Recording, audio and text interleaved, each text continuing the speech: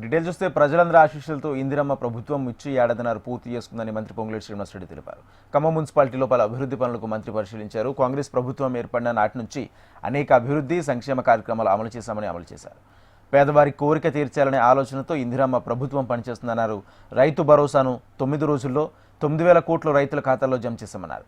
అర్హులైన ప్రతి ఒక్కరికి ఇందిరమ్మ ఇళ్లిస్తామని, ప్రజల దీవెనలు ఇందిరమ్మ ప్రభుత్వానికి ఎప్పుడు ఉండాలని మంత్రి శ్రీనివాసరెడ్డి తెలిపారు. ఇందిరమ్మ ఇల్లు మొదటి విడత ఇచ్చాను. ఆ శాఖ మంత్రిగా మీకు ఒకటే హామీ ఇస్తున్నాను. ఏదో గత ప్రభుత్వంలాగా ఇల్లు ఇచ్చాము అయిపోయిందనే కార్యక్రమం కాకుండా ఇచ్చిన మాట ప్రకారం తూచా తప్పకుండా ప్రతి గ్రామంలో పేదవాడికి ఇందిరమ్మ ఇల్లు అర్హులైన వాళ్ళకి ఇచ్చే బాధ్యత నాది.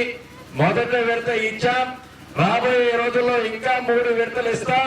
అర్హులైన ప్రతి పేదవాడికి ఇందిరమ్మ ఇల్లు ఇచ్చి తీరతామని కూడా మరొక్కసారి ఈ వేదిక ద్వారా తెలియజేస్తున్నాను.